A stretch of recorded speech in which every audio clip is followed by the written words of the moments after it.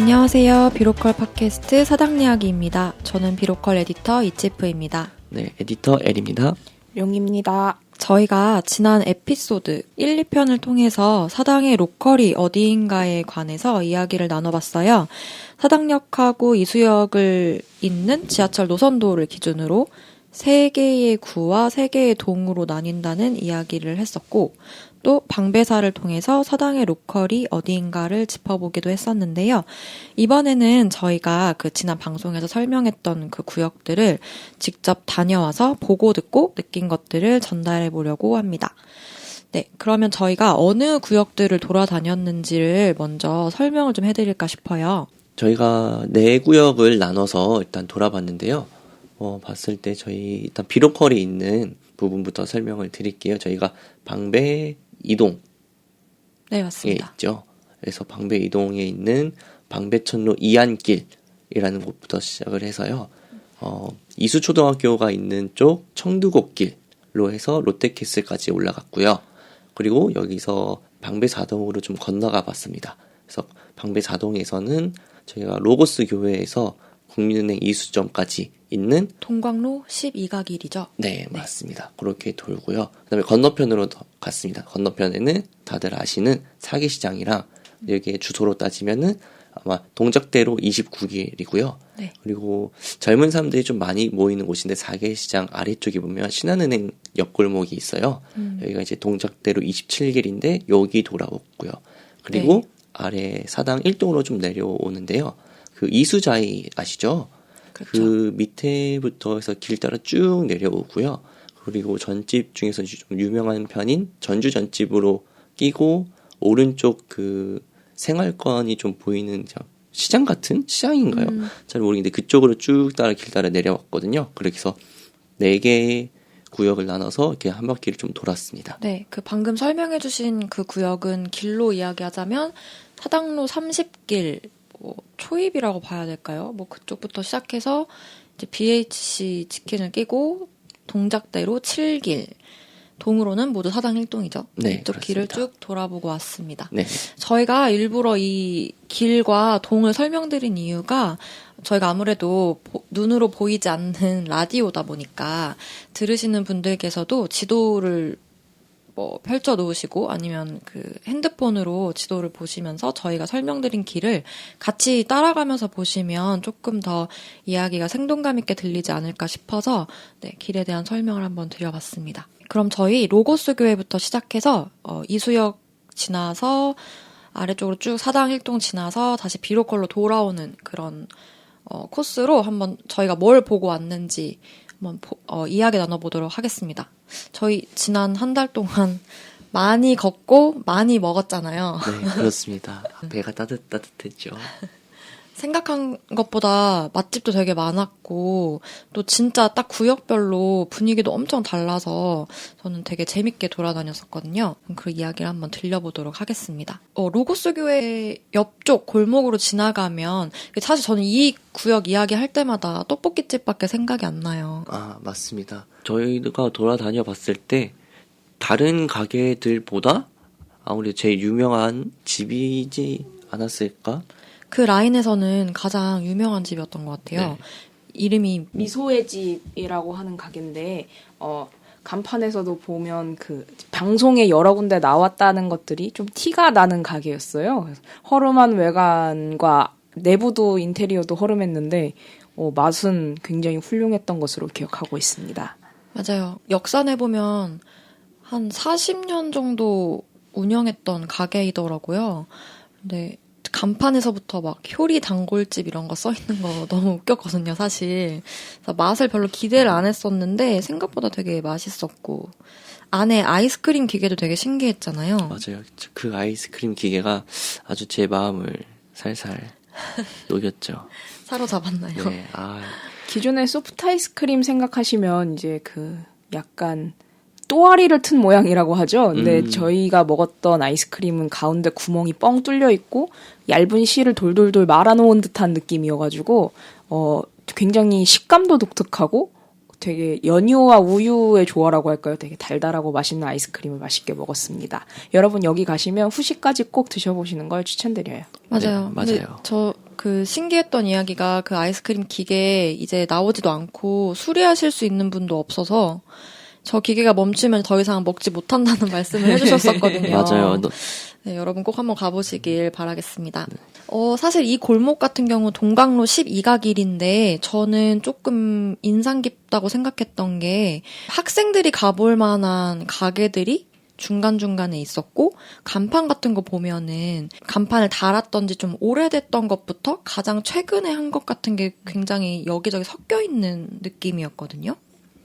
네, 그 간판을 보면 이제 트렌드가 섞인 가게인지 아닌지를 좀 대표적으로 알 수가 있는 것 같아요. 근데 이쪽에 있던 가게 간판 경우에는 판류형 간판이 좀 많았고요. 그러니까 판류형 간판이 뭐냐면 평평하게 생긴 간판 있잖아요. 크게 평평하게 생긴 간판들을 판류형 간판이라고 하는데 그렇게 생긴 간판들이 많은 걸 보면 가게들이 생긴 지가 조금 오래되었다. 그리고 채널 사인 같은 것들도 좀 보였는데 채널 사인이라고 하는 건 이제 글자 그러니까 그대로 드러나는 간판들 있잖아요. 글자 하나씩 반짝반짝거리는 그런 간판들을 얘기하는데 그런 간판들조차도 좀 노후화된 느낌들을 많이 받을 수가 있었어요. 그래서 이쪽의 분위기는 조금 오래된 가게들이 많이 있다라는 생각이 들었고 심심치 않게 분식집이 많은 것도 알 수 있었던 것 같아요. 그래서 학생들이 갈 만한 가게들이 많이 보였다고 한 점은 분식점이 제법 많이 보였다. 그리고 교복 입은 학생들도 조금 보였던 걸로 기억을 하는데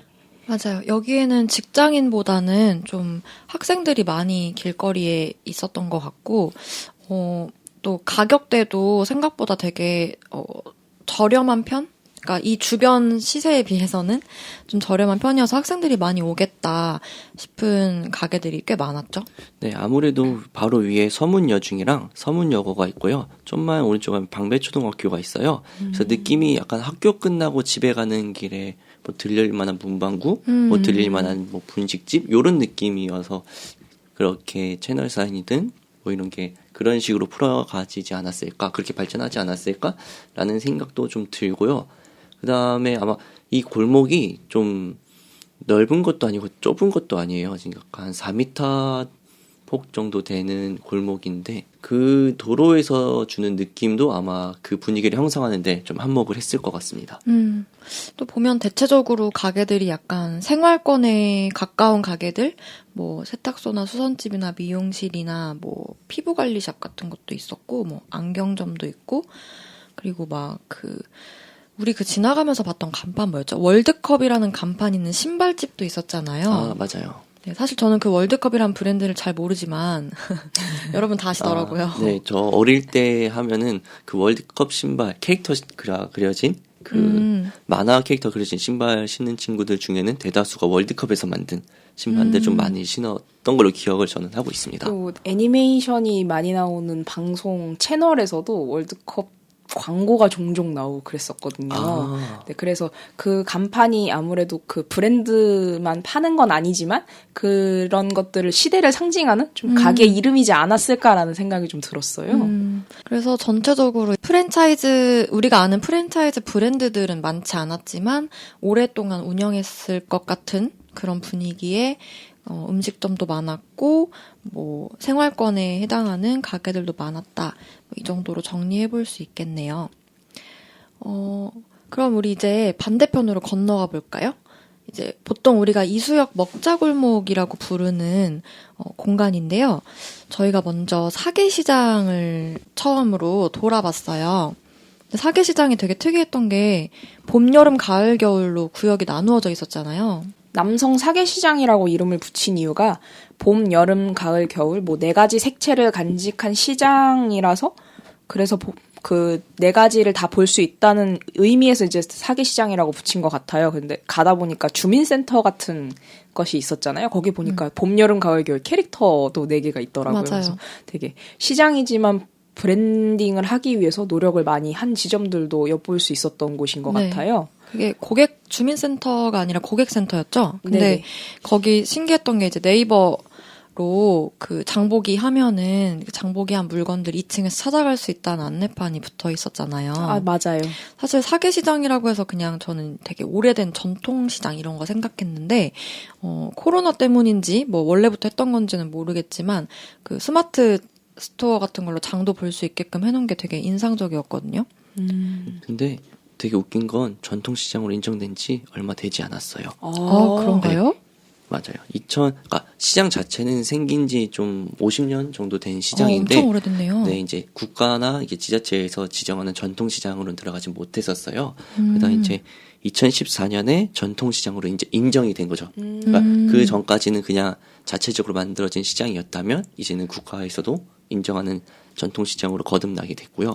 여기서 이름 좀 독특하지 않아요? 왜 남성? 사당동인데 왜 남성일까요? 그러네요. 그래서 제가 좀 찾아봤죠. 오. 약간 이전에 사당동 이전에 이름이 약간 남성동이었다고 해요. 지난 시간에 잠깐 언급하고 넘어가긴 했는데, 그때 당시에 사람들이 모여서 생긴 시장에서 남성시장으로 불렸다가 사당동으로 흥정동은 바뀌었지만 그냥 시장 이름은 그냥 남성을 그대로 쓰게 된 거죠. 네. 저희가 여기를 점심시간에 갔었는데 엄청 활기차가지고 막 되게 뭐랄까 사람 사는 냄새가 났다고 해야 될까요? 약간 어르신들도 되게 많았고 이 시간에 장 보러 나오신 분들도 되게 많았고 또 중간중간에 뭐 한의원이나 약국도 있어가지고 진짜 어르신들 많이 왔다 갔다 하시는 모습 볼 수 있었거든요. 맞아요. 최근에 코로나 이후로 이렇게 뭔가 활발한 느낌? 뭔가 살아있는 느낌? 그러니까 약간 저희 수산시장 같은 거 막 생선들이 막 넘치잖아요. 맞아요. 활기찬 그런 듯한 느낌을 좀 받았어요. 네. 그리고 또 저는 여기 시장 돌면서 재밌었던 게 이제 저는 가격을 계속 보면서 다녔거든요. 사실 제가 딸기를 진짜 좋아하는데 네, 딸기 판매를 하는 가게가 되게 많았어요. 근데 이게 봄 골목이냐, 여름 골목이냐, 가을 골목이냐에 따라서 딸기 가격이 생각보다 차이가 꽤 있었습니다, 여러분. 여기서 꽤라는 건 뭐 100원에서 500원 사이이긴 하지만 저에게 그건 크기 때문에. 큽니다. 네. 땅 파면 500원 안 나와요.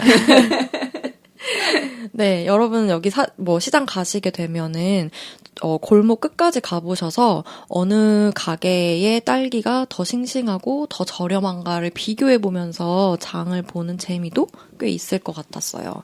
저는 그래서 되게 재밌게 둘러보고 왔거든요.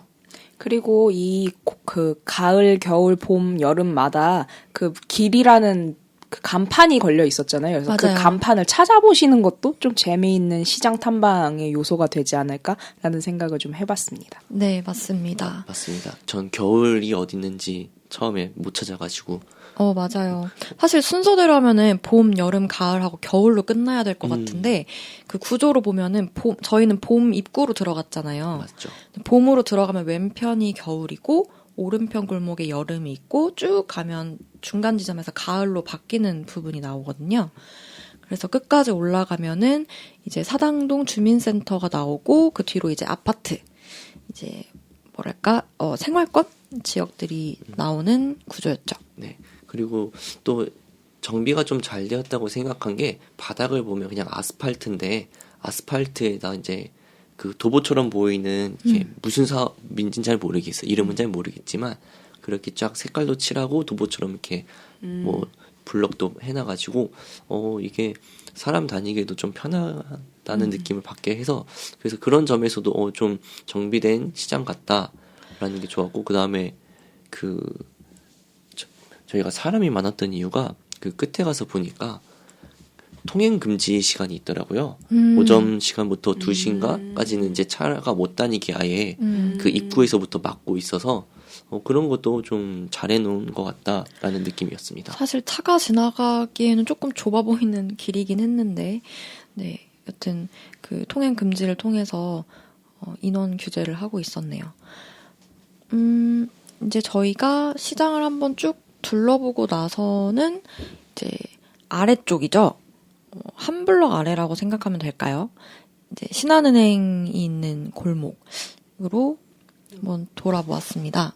여기는 이제 딱 들어서는 순간부터 프랜차이즈의 골목이다 라는 생각을 맞습니다. 했어요. 네. 전형적인 그 번화가라고 생각하면 떠올리는 그 골목의 느낌? 맞아요.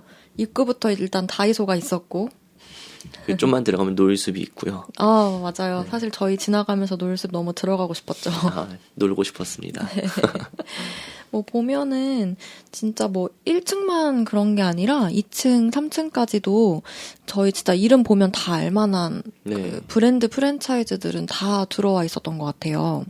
심지어 뭐 안경이나 액세서리 가게조차도 프랜차이즈 지점이 내져 있는 그런 가게들이었거든요. 그래서 그런지 여기는 학생들이 참 많았던 것 같아요. 맞아요. 골목길 하나 사이인데 시장과 이 골목의 느낌은 완전히 다른 것 같다? 다른 세상인 것 같다?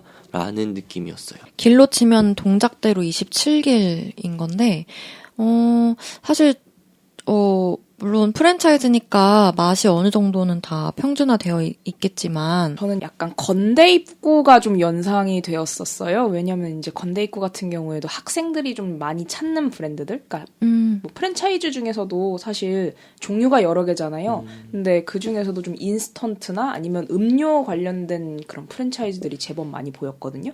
그리고 그게 2층, 3층까지 연결되는 그런 구조물들을 보면서 건대 입구? 이런 데가 좀 여기랑 비슷한 분위기이지 않을까? 그리고 학생들이 아까 많다고 하셨는데 건대 입구도 건대에서 나오는 학생들 그리고 거기에서 만나는 사람들 보면 좀 젊은 사람들이 많잖아요. 그래서 비슷하다는 느낌을 진짜 많이 받은 것 같아요. 네, 맞습니다. 그래서 이 골목은 사실 뭐 학생이라고 하면은 우리 뭐 놀러 갈까 하면 여기서 밥 먹고 차도 마시고 뭐 놀숲같이 놀만한 데도 있고 이렇게 쭉 놀고 갈 수 있지 않을까 싶어요.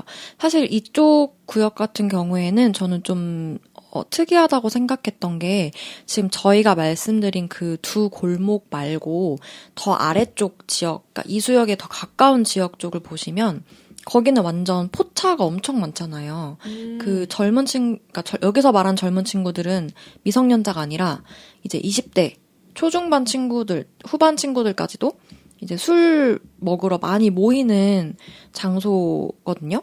그래서 이수역 먹자골목이라고 부르기도 하잖아요. 물론 거기도 뭐 대부분 프랜차이즈화된 술집들이긴 하지만 치킨집도 그렇고 노래방도 많고 그러니까 술집이 정말 많더라고요. 거기는. 그렇게 보면은 이수역을 기준으로 이 왼편의 한 일정 부분이 사계시장으로 시작하면은 이제 어르신들이나 엄마 아빠 우리 그 실제 가게 생활을 책임지시는 분들이 많이 활동하는 공간이고 한 칸 내려오면 좀 미성년자인 어린 친구들이 많이 오고 갈 것 같은 그런 거리가 있고 더 아래로 내려오면 이제 20대 초중반, 후반, 뭐 30대 초까지도 와서 맛있는 그러니까 술 먹고 노는 그런 뭐 전 세대가 어우러지는 구역이라고 해야 될까요?